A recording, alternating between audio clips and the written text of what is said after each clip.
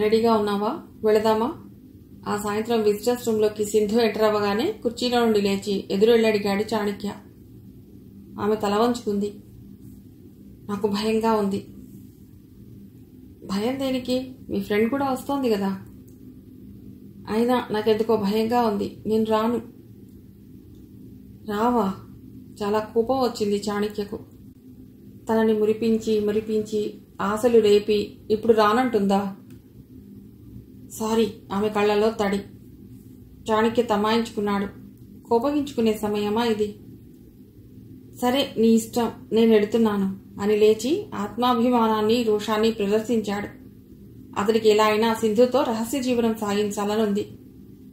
భయంగా తలెత్తిన సింధు కళ్లలో నీరు తొణికి చెంపల మీదికి జారింది.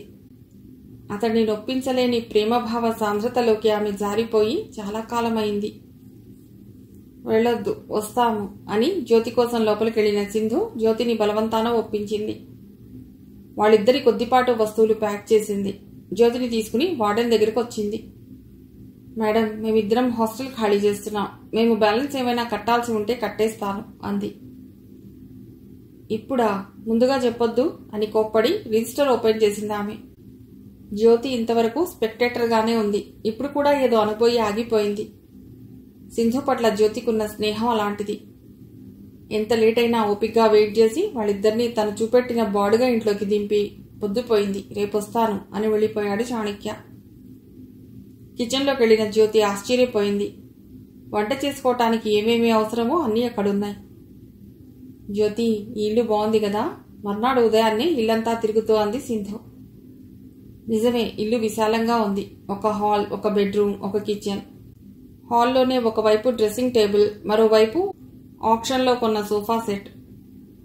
కానీ ఏం జ్యోతి మాట్లాడవు? ఫుల్లీ ఫర్నిష్డ్ హౌస్ నీకు నచ్చలేదా? ఎలివేటెడ్ మూడ్లో ఉంది సింధు. ఇల్లు నచ్చింది, కానీ ఇద్దరమే ఇలా ఉండటమే నచ్చలేదు విచారంగా అంది జ్యోతి. ఆమెకి చాణక్య ప్రవర్తన బొత్తిగా నచ్చటం లేదు. ఆశ్చర్యంగా చూసింది సింధు. ఇక్కడ స్వేచ్ఛగా హాయిగా లేదు నీకు? నా మనసుకు బంధం వేసినట్టుంది. ఏంటి జ్యోతి అలా అంటున్నావు? రిఫ్రెష్ అవుతూ అంది సింధు. ఏం లేదులే, స్టవ్ మీద అన్నం పెట్టాను, అయ్యిందో లేదో చూస్తాను. నాకు డ్యూటీకి టైం అవుతోంది అంటూ లేచింది జ్యోతి. కంప్యూటర్ సెంటర్లో రిసెప్షనిస్ట్గా చేస్తోంది ఆమె. ప్రైవేట్ జాబ్ కావటంతో శ్రమ ఎక్కువ, జీతం తక్కువ.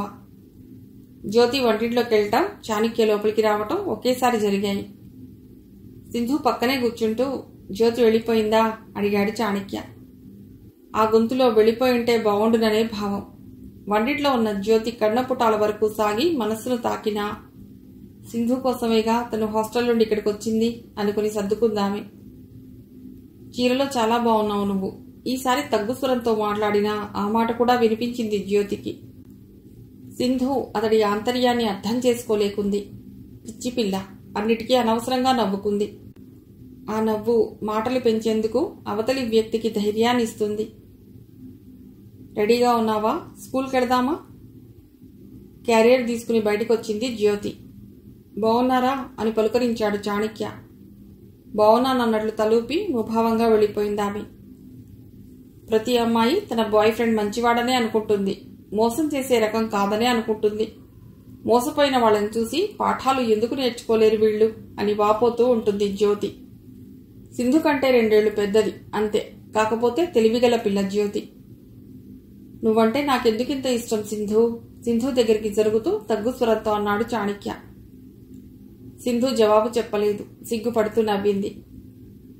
పూర్వజన్మలో బంధం అయి ఉంటుంది అంటూ మెల్లిమెల్లిగా ఆమె మనస్సుకు బంధాలేస్తున్నాడు చాణక్య. మీరు కూడా నేను వచ్చినప్పటికంటే తగ్గిపోయారు అంది చిన్నగా సింధు. ఏదో ఒకటి పరామర్శించకపోతే ఆయన బాధపడతాడని.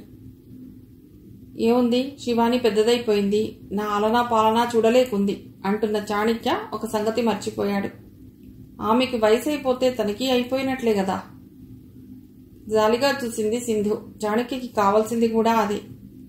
ఒక్కోసారి భోజనం కూడా సరిగ్గా ఉండదు సింధు. చాణక్య లాంటి మనస్సులేని మగాళ్లు ఒక ఆడపిల్లను ఆకర్షించడానికి భార్య మీద నేరాలు చెప్పి మార్కులు కొట్టేస్తుంటారు.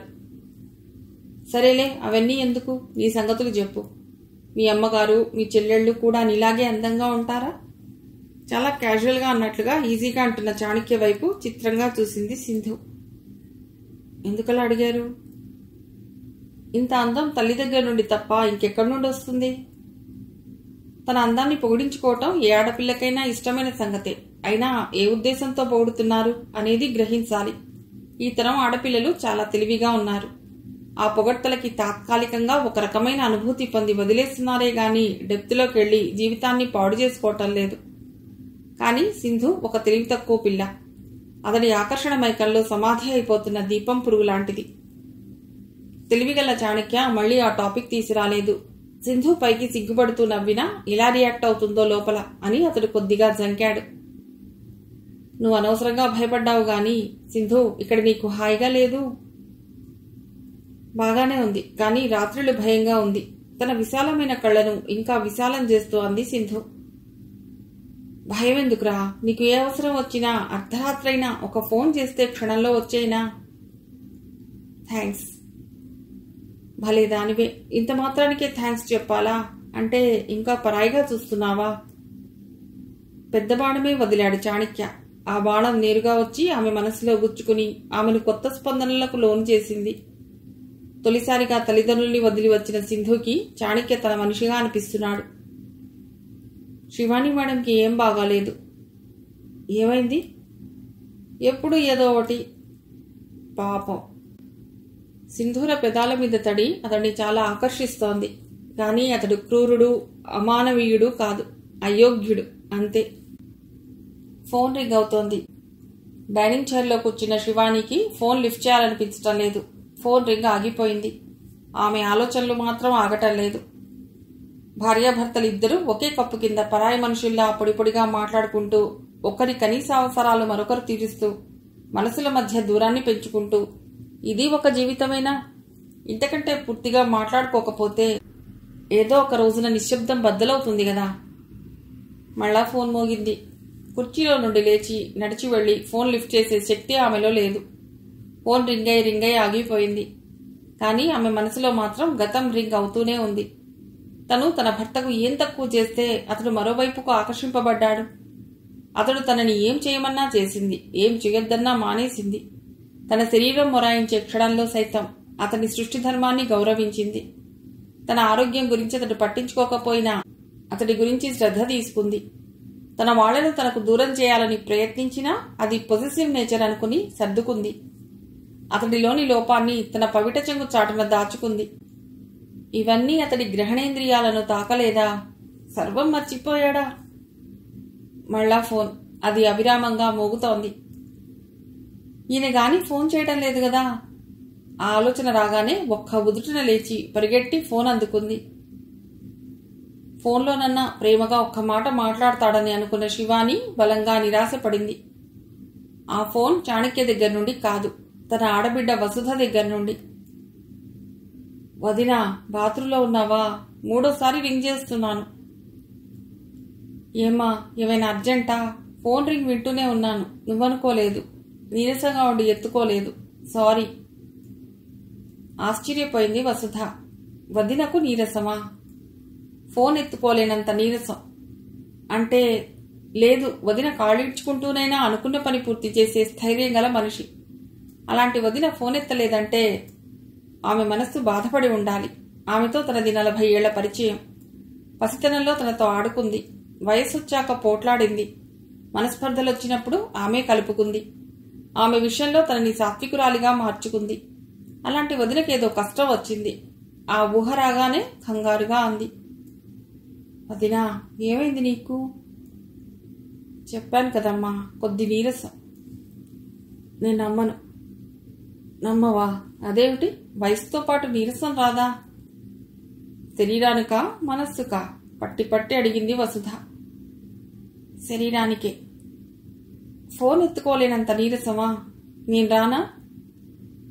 ఏదో బద్ధకం అంతే. నీకు బద్ధకం అంటే నేను నమ్మాలా? శివాని మాట్లాడలేదు. వసుధ అంటే శివానికి చాలా ఇష్టం. నోరు దురుసైనా నా అనుకున్న మనిషిని పూర్తిగా విశ్వసించి ప్రేమించే మనస్తత్వం ఆమెది. వదినా, వింటున్నావా? వింటున్నానమ్మా, చెప్పు. ఏం చెప్పను? చెప్పవలసింది నువ్వు. ఫోన్ చేసింది నువ్వే వసు, నవ్వింది శివాని. ఆ నవ్వులో వెళ్తిని అవతలి వ్యక్తి గమనించింది. నేను కాలక్షేపం కోసం నీతో మాట్లాడాలనిపించి ఫోన్ చేశాను. కానీ వదినా, నువ్వు నా దగ్గర ఏదో దాస్తున్నావనిపిస్తుంది ఇప్పుడు. శివాని ఈసారి కూడా మాట్లాడలేదు. అప్పటికే ఆమె మనస్సు బరువెక్కింది. వెంటాడుతున్న గతం, అవమానింపబడుతున్న వర్తమానం, అయోమయంగా ఉన్న భవిష్యత్తు, అవన్నీ ఆమెని కుదిపేస్తున్నాయి. ఎంత మామూలుగా మాట్లాడాలన్నా కూడా ఆమె నుండి ఏడుపు తన్నుకొస్తోంది. తన ఆడబిడ్డ ప్రేమ ముందు తన మనస్సు బలహీనమైపోతోంది. వదినా, నన్ను పరాయిదాన్ని చేయకు. ఆడబిడ్డ గొంతులోని అర్థతకు చలించిపోయింది శివాని. ఫోన్లోనే ఏడ్చేసింది. వదిన అరుదైన ఏడుపు విని అదిరిపడింది వసుధ. వదినా, ప్లీజ్ ఏడవకు, నేను భరించలేను. ఇంకా ఏదో మాట్లాడుతోంది వసుధ. కానీ అవన్నీ వినిపించటం లేదు శివానికి. ఏడవకు, నేను చూడలేను అనే మాట తన భర్త దగ్గర నుండి వస్తుందేమోనని ఇన్ని రోజులుగా ఎదురుచూస్తూ ఉంది. కానీ పాషాణుడైన తన భర్త కరగలేదు. తనలో ఆశ చావటం లేదు.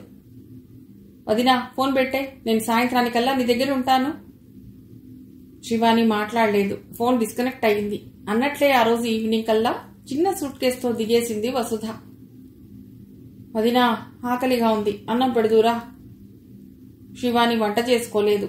వసుధతో ఫోన్లో మాట్లాడి అలసిపోయిన ఆమెకు వెంటనే నిద్ర పట్టేసింది.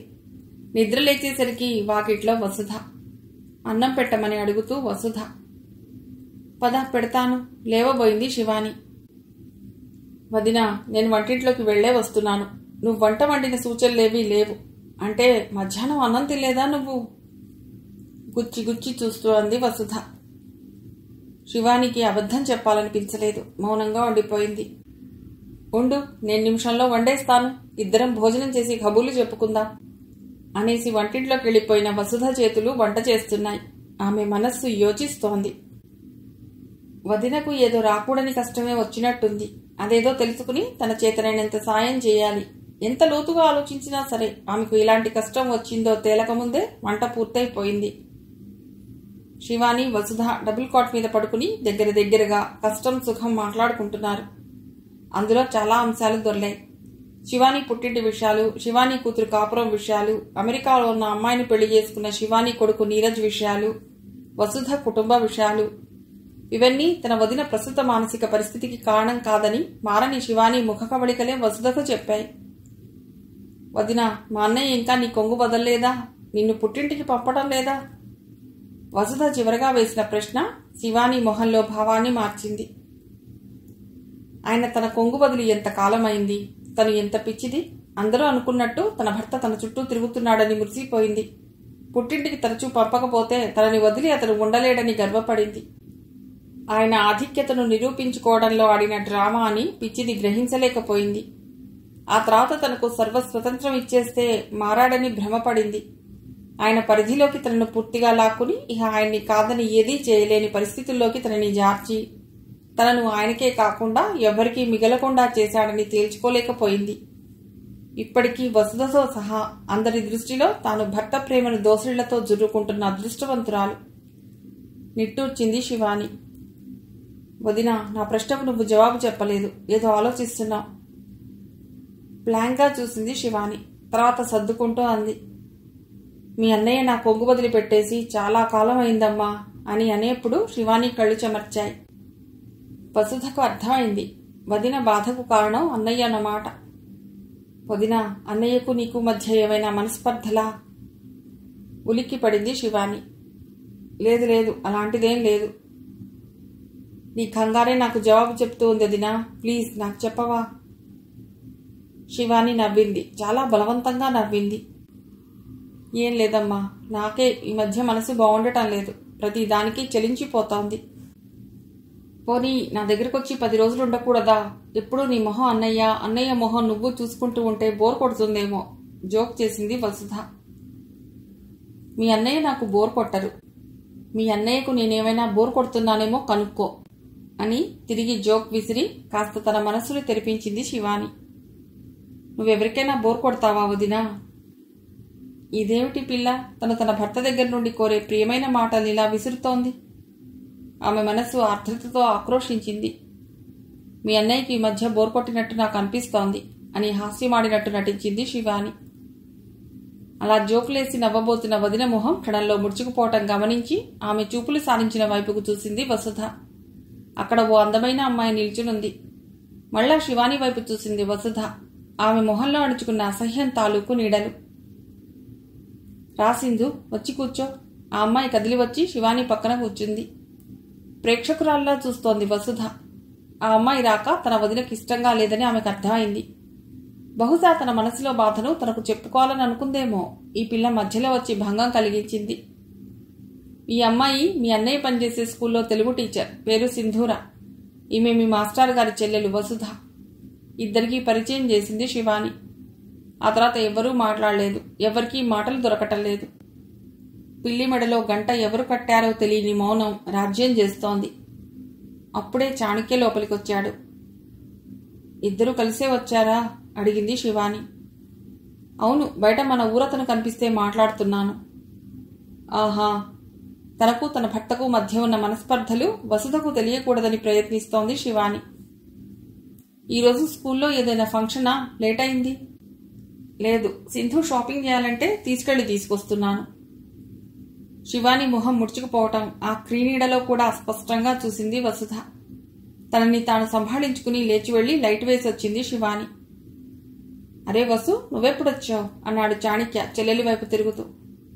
ఎంత వయసు వచ్చినా ఈ రక్త సంబంధాలు ఎంత బాగుంటాయి. ఇంత తీయని బంధాల్ని కావాలని కొందరెందుకు వదులుకుంటారు? మధ్యాహ్నమే వచ్చానన్నయ్య, నీ కొరకు ఎదురు చూస్తున్నాను.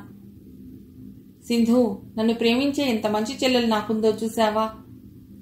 చిన్నగా సంకోచంగా నవ్వింది సింధూర. ఈ పరిచయం అసందర్భంగా ఉన్నట్లు అనిపించింది వసుధకు. వసు, ఉండు, చాలా రోజులైంది నువ్వు వచ్చి. ఫ్యామిలీ ప్యాక్ ఐస్ క్రీమ్ తీసుకొస్తాను అంటూ కదలబోయాడు. వద్దన్నయ్యా, నువ్వు కూర్చోచ్చు చాలు. నాకు అసలు ఐస్ క్రీమ్ తినాలనిపించడం లేదు ఈ మధ్య. నీకు సింధు? నాకు వద్దు. తల వంచుకుని ఆ పిల్ల అంటుంటే ఆశ్చర్యంగా చూసింది వసుధ. ఇంట్లో మనిషిని అడిగినట్టు ఐస్ క్రీమ్ కావాలా అని అన్న ఆ అమ్మాయిని అడుగుతున్నాడు.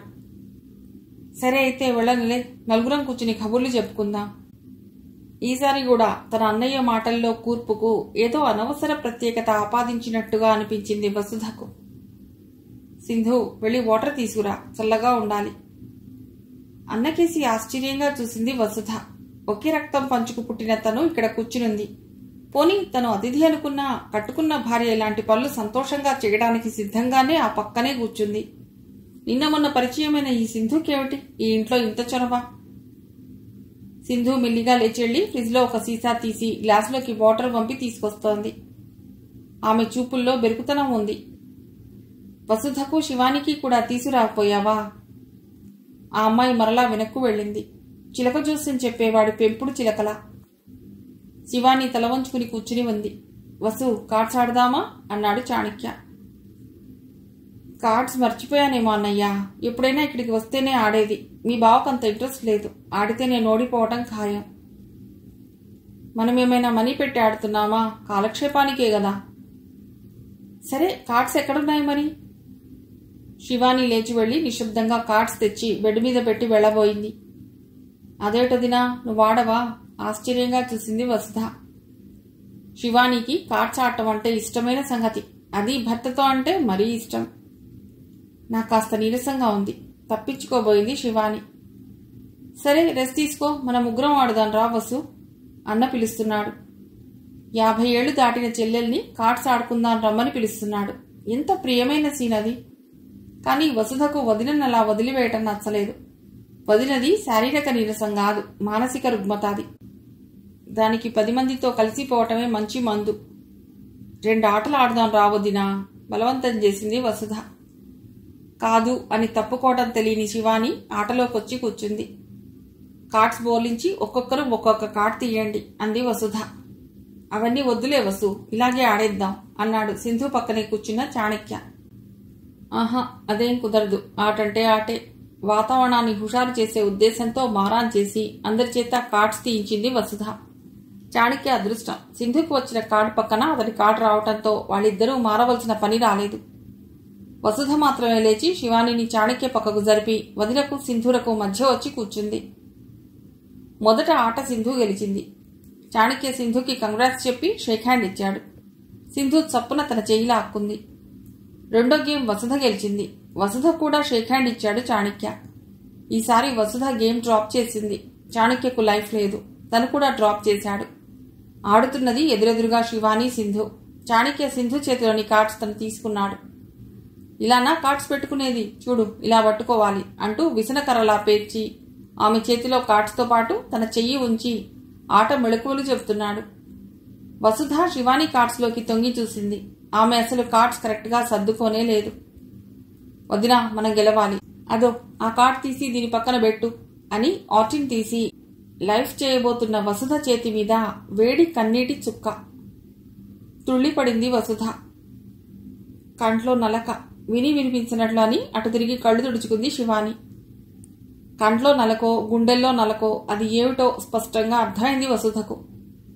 వదిన కన్నీళ్లే కాదు, ఆ అపరిచిత యువతి సింధు ముసిముసి నవ్వులు, అన్న తాలూకు కొత్త ప్రవర్తన ఆమెకు నిజం చెప్పాయి. బయట చీకటి పడుతోంది. సింధు లేచి నిలబడింది. వస్తాను సార్, పొద్దుపోయింది. వస్తాను ఆంటీ. సింధు కదిలింది. ఉండు, దిగబెట్టి వస్తాను. చీకటి పడింది. చాణక్య గబగబా లేచి వెళ్లి బైక్ స్టార్ట్ చేసి లోపలికి కేకేశాడు. వసు, ఇప్పుడే వచ్చేస్తాను. శివాని అలాగే బొమ్మలాగా కూర్చునింది. వసుధ వదిన వైపు నిశితంగా చూసింది. వదినా, ఎందుకేడ్చో? ఏమీ లేదమ్మా. సరే అయితే పడుకో, నేను రాత్రికి చపాతీలకు పిండి కలిపి పెట్టేసి వస్తాను అంది వసుధ. ఆమెను అభ్యంతర పెట్టలేదు శివాని. మిగిలిన కథ తర్వాతి భాగంలో.